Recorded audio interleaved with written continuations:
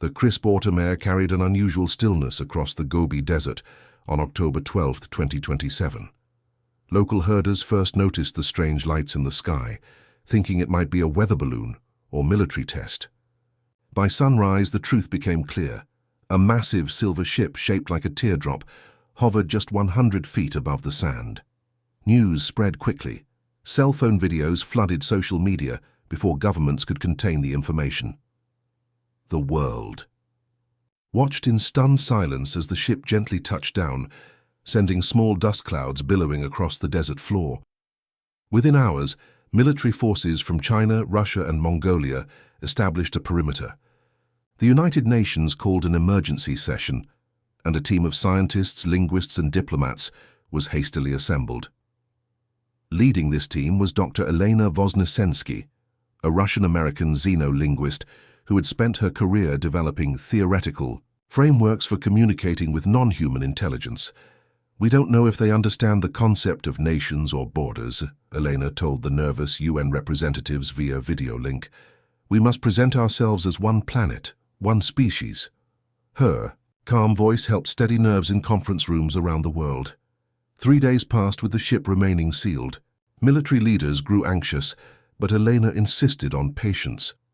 "They traveled across stars to find us. They can wait for us to be ready." On the 4th day, as morning sunlight painted the desert gold, a seam appeared in the ship's smooth hull. A ramp extended downward.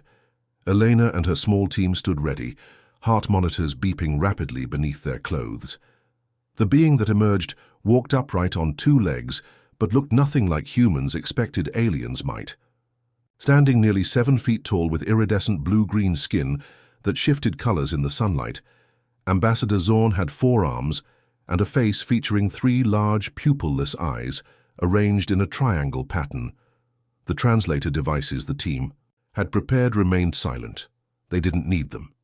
"We speak your languages," Zorn said in perfect English, voice surprisingly melodic. "We have studied your broadcast for decades." Elena stepped forward, hands open in the universal gesture of peace. "We welcome you to Earth." The conversation that followed changed human history forever. Zorn explained that Earth had been mapped by the Axian Galactic Empire centuries ago, but classified as pre-technological until our radio signals reached their monitoring stations.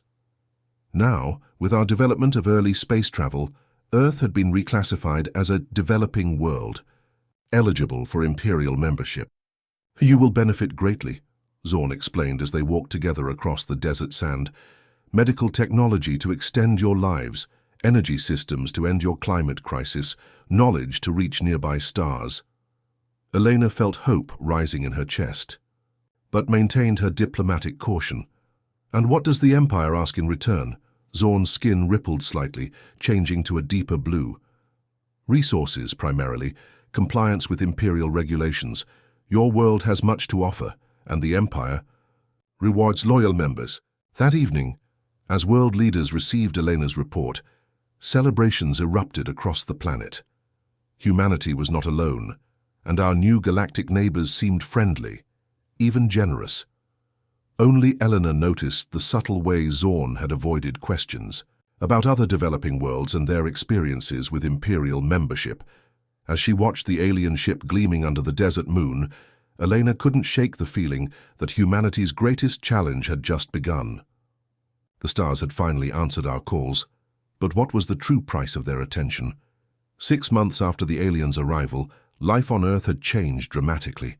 Imperial technology appeared in hospitals, solving diseases that had plagued humanity for centuries. Their energy systems made electricity nearly free. Most people embraced our new galactic neighbors with open arms.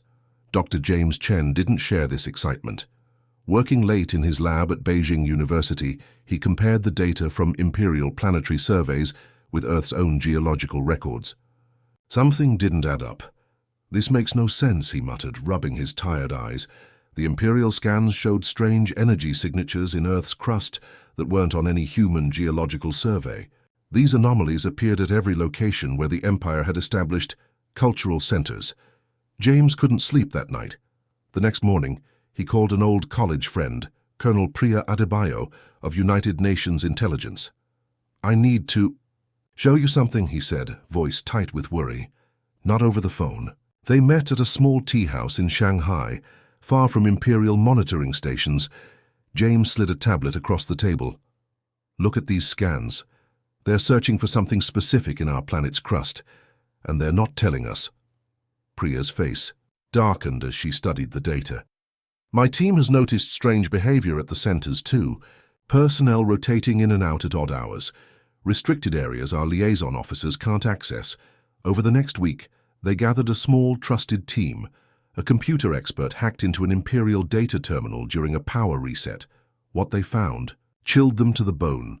Earth contained the highest concentration of an element called novium ever discovered by the Empire. This blue glowing metal, unknown to human science, was essential for faster-than-light travel. 1 pound was worth more than all the gold on Earth. They've found a treasure trove, whispered James as they reviewed the stolen files in an underground room, and we're sitting on top of it. The most disturbing discovery came from historical records. On every planet where valuable resources were found, the Empire followed the same protocol. Gradual population reduction through engineered diseases, fertility suppression, and controlled conflicts. Within 2 generations, native populations would be reduced to small, manageable workforces. They've done this 17 times before, Priya said, her voice breaking as she translated the alien text. The cultural exchange is just the first phase. Next comes population optimization, and then resource extraction. Security footage showed Imperial scientists collecting human DNA samples during medical treatments. They were already studying how to target human biology. Nobody will believe. Us, said Lin, their computer expert. The Empire has given us miracle cures and clean energy. Most governments are fully cooperating. Priya closed the stolen files and looked at each team member. Then we gather more proof. We build a case nobody can ignore.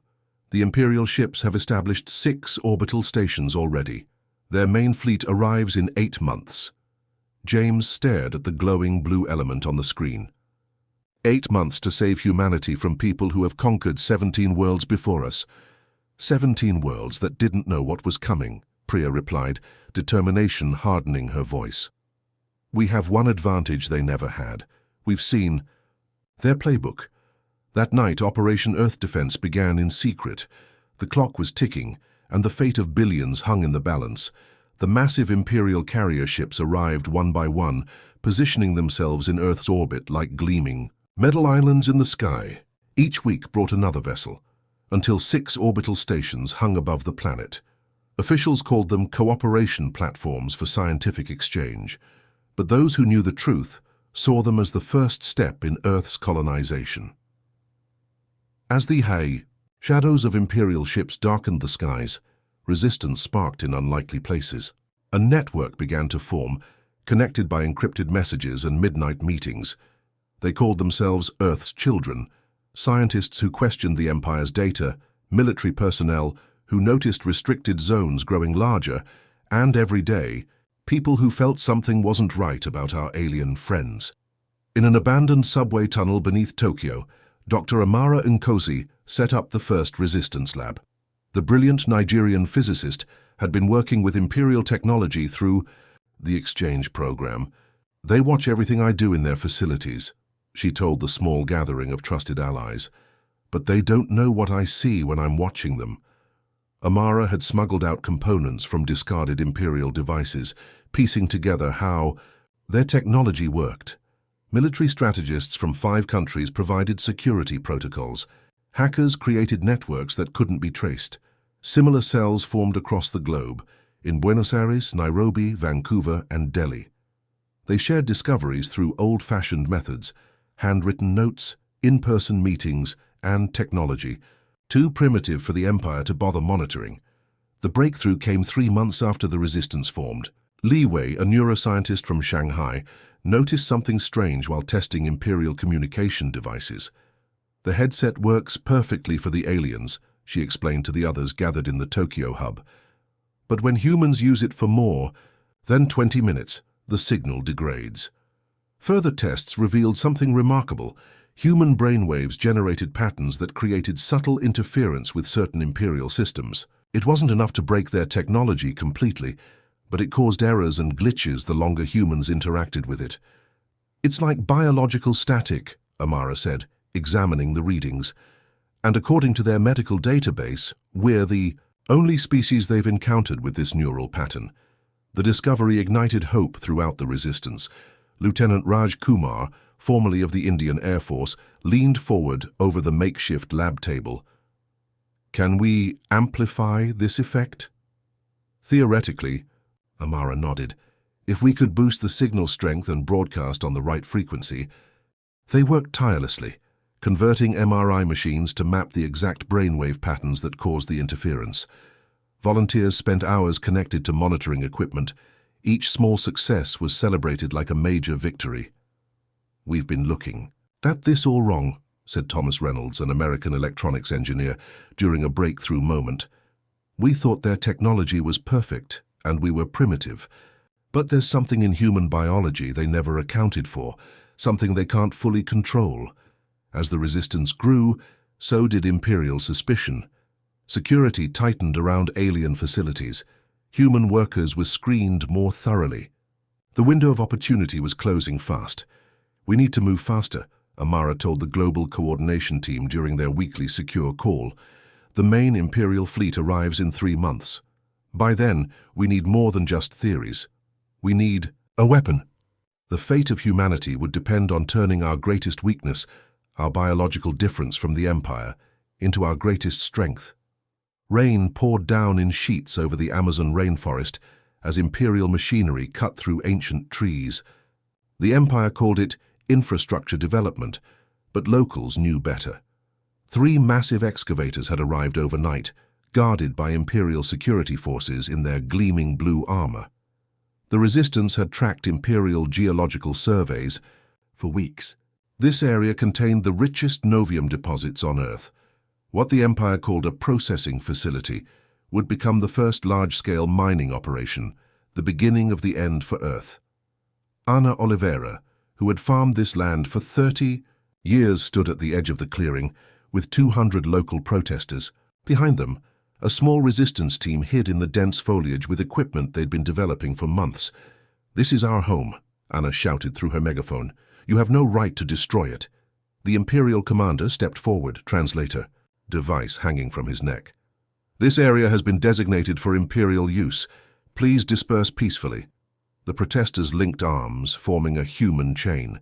Imperial guards raised their stun weapons, painful but typically non-lethal. That way, resistance team in the trees watched, fingers hovering over their equipment controls. They needed a clear shot at the Imperial cruiser, hovering above the clearing, but weren't prepared for a direct confrontation yet. Everything changed in an instant. A young protester stumbled forward. A nervous guard fired. The stun blast hit the boy directly in the chest, stopping his heart instantly. Chaos erupted. Protesters surged forward in anger. Imperial guards fired indiscriminately. The resistance team had no choice. They activated their experimental weapons. The sound was barely audible to human ears, just a slight ringing. But the effect on the Imperial forces was immediate and dramatic. The aliens clutched their heads, dropping to their knees. Some vomited a strange blue liquid. Their neural systems, so different from human brains, couldn't handle the specific frequency targeted. At their central nervous system, "It's working," shouted Kaito, the Japanese audio engineer who had designed the sonic weapon. "Move in now." A small team of former military personnel rushed from the trees. 4 guards managed to fire their weapons, killing 2 resistance fighters before succumbing to the sonic attack. The human team pushed forward, stepping over writhing Imperial bodies heading for the cruiser. The main resistance force arrived, helping injured protesters while securing the area. The sonic weapons had an unforeseen effect. Imperial communication systems were failing too. No distress signals reached the orbital stations. Inside the cruiser, pilot Diego Suarez sat at the alien controls, sweat dripping down his face despite the cool air. Former flight engineer turned resistance fighter. He had studied Imperial flight systems in secret for months. "I think I've got it," he said, fingers dancing across strange symbols. The ship hummed to life, rising shakily into the rain-filled Sky. 17 resistance members and one captured Imperial officer were aboard, the first humans to control alien technology. The Empire's response came 3 hours later. 5 cruisers descended on the area, finding only abandoned equipment. Their fallen comrades and machinery had vanished. So had the ship. High in Earth's atmosphere, cloaked by technology barely understood by its new human crew, the captured cruiser headed for a secret base in the Himalayas. Inside it, Imperial navigation systems, weapons technology, and a living, breathing Imperial officer who knew the command codes for the orbital stations. The Empire had suffered its first defeat in centuries. In emergency meetings aboard the command station, Imperial leaders struggled to understand what had happened. How had primitive humans developed technology that could incapacitate Imperial forces? Their carefully laid plans were suddenly, unexpectedly, in jeopardy. The hidden mountain base buzzed with activity as hundreds of Earth's brightest minds worked around the clock. The captured Imperial cruiser sat in the center of the vast underground hangar, its sleek metal skin now covered with human, computers and testing equipment. Guards watched over the Imperial officer they'd captured, a being from a species called the Vril, now kept sedated but alive. Dr. Maya Okafor hadn't slept in 2 days. The renowned anthropologist from Kenya had been brought to the base immediately after the Brazil incident. With her unique background studying cross-cultural communication, she was tasked with making sense of the Imperial database they'd accessed through the ship's computers. "This is incredible," she whispered, scrolling through files showing 17 different alien species. "The Empire isn't one race, it's a collection of conquered worlds." Maya's assistant looked over her shoulder. "Like the Roman Empire from space." "Exactly. And look at this. Medical files on all 17 species." Maya pointed to brain scans that appeared strikingly similar, despite the physical differences between species. Their neural pathways all evolved along similar patterns, different from humans. Across the hangar, engineers tested various sound frequencies against materials from the ship. The sonic weapons used in Brazil had been primitive, effective, but limited in range. Now they understood why they worked. "It's like they're all instruments tuned to the same key," Maya explained to the coalition leaders gathered in the briefing room. All 17 Imperial species evolved in star systems with similar radiation patterns. Their brains process sensory input in nearly identical ways. She displayed human brain scans next to alien ones. "We developed on a planet with different background radiation. Our brains are wired differently. What hurts them barely affects us." General Navarro, who coordinated the coalition's military efforts, leaned forward. "Can we use this?" "We already are," replied Dr. Hideo Tanaka, the coalition's chief engineer. "We've developed sonic projectors that can disrupt their neural functions at a range of 5 kilometers. Completely harmless to humans." The next breakthrough came from the ship's communications array.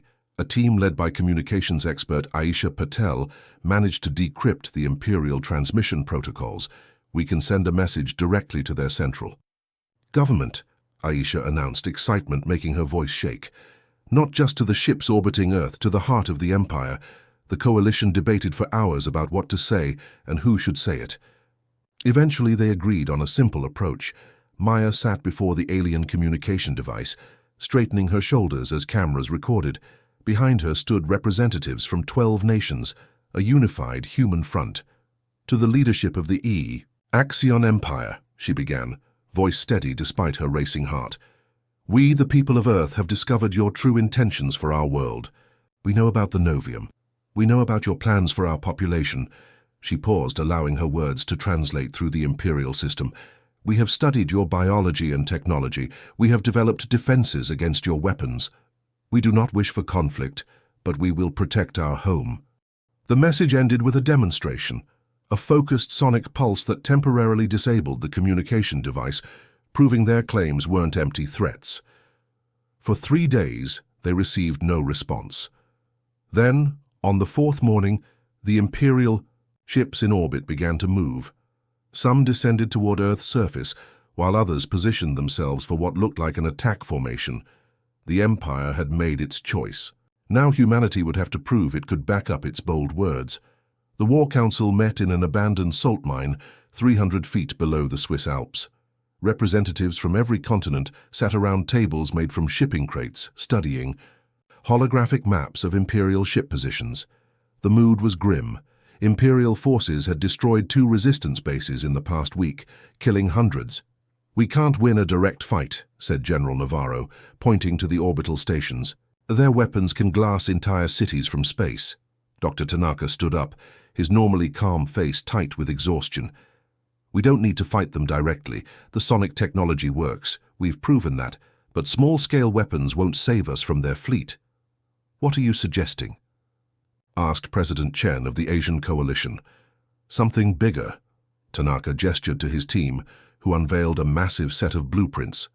"We've designed a global network of transmission towers that can broadcast the neural disrupting frequency across vast distances, potentially reaching their entire fleet." The room erupted in voices. Some called it impossible. Others demanded immediate action. Aisha Patel, now head of communications, raised her hand for silence. "We've already built a prototype in Antarctica. We can demonstrate its effectiveness before committing to the full network." 2 days later, with observers from every major government present, they activated the Antarctic transmitter.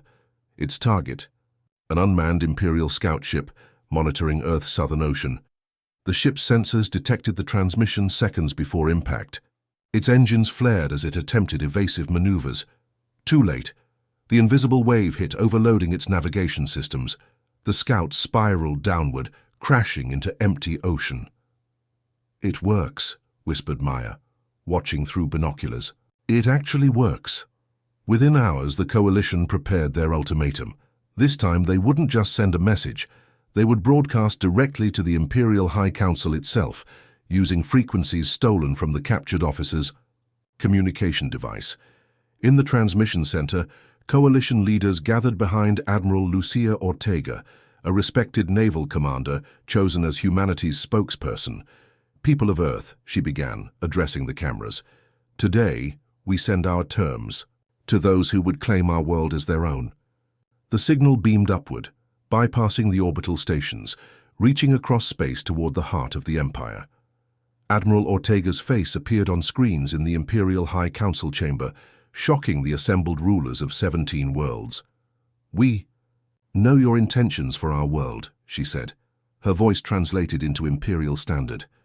"We know about the Novium, about your plans for our population. We have studied your physiology and found your weakness." She explained the sonic technology, demonstrating its effect on a piece of Imperial equipment. "We don't want war. We want peace, on our terms. Earth must be declared an autonomous zone, off-limits to Imperial harvesting. In return, we will not expand the range of our defensive systems beyond our solar system." The High Council watched, in stunned silence. Then laughter erupted, harsh clicking sounds from the Vril counselor. "Impossible," he declared. "No primitive species could develop such technology." "This is clearly a deception." The Grand Imperator raised a clawed hand for silence. "These humans are either lying or they've stumbled onto something dangerous. Either way, this insolence cannot stand." He leaned toward the communication device. "Your terms are rejected. The Empire does not negotiate with developing worlds." The transmission ended. On Earth, Admiral Ortega lowered her head briefly before looking up at her fellow humans. "They didn't believe us," she said quietly. "Now we show them." Dawn broke over a world holding its breath. Satellite images showed what everyone feared. The Imperial response fleet had arrived. 12 massive dreadnoughts, each larger than... A small city approached Earth in perfect formation. Smaller cruisers swarmed around them like angry wasps. "They're positioning for a simultaneous strike," said Commander Ortiz, studying the holographic display at Coalition headquarters. "Standard Imperial tactics. Hit everything at once. Overwhelm any defense." Across the globe, people huddled in makeshift shelters. Many prayed. Some simply held loved ones close.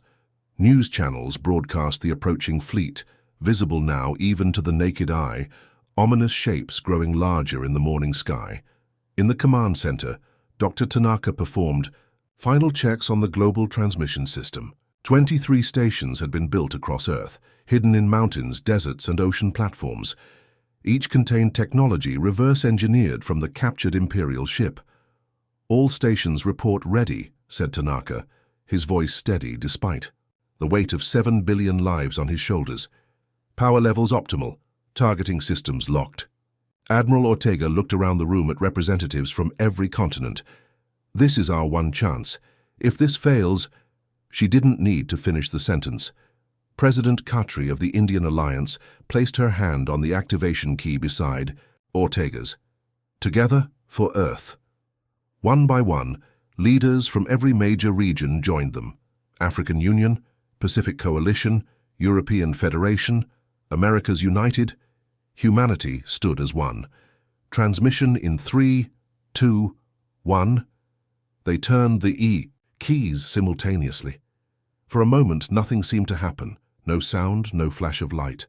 Just the quiet hum of computers and the rapid breathing of terrified humans watching the sky. In orbit, the effect was immediate and catastrophic. The lead dreadnought suddenly veered off course, its navigation systems overwhelmed by the signal, targeting its neural-based computers. Alarms blared throughout the Imperial fleet as crew members collapsed, their brains unable to process the targeted frequencies. The second dreadnought, trying to compensate, fired its thrusters at full power, directly into the path of the third. The collision was visible from Earth's surface, a silent flash that bloomed like a new star.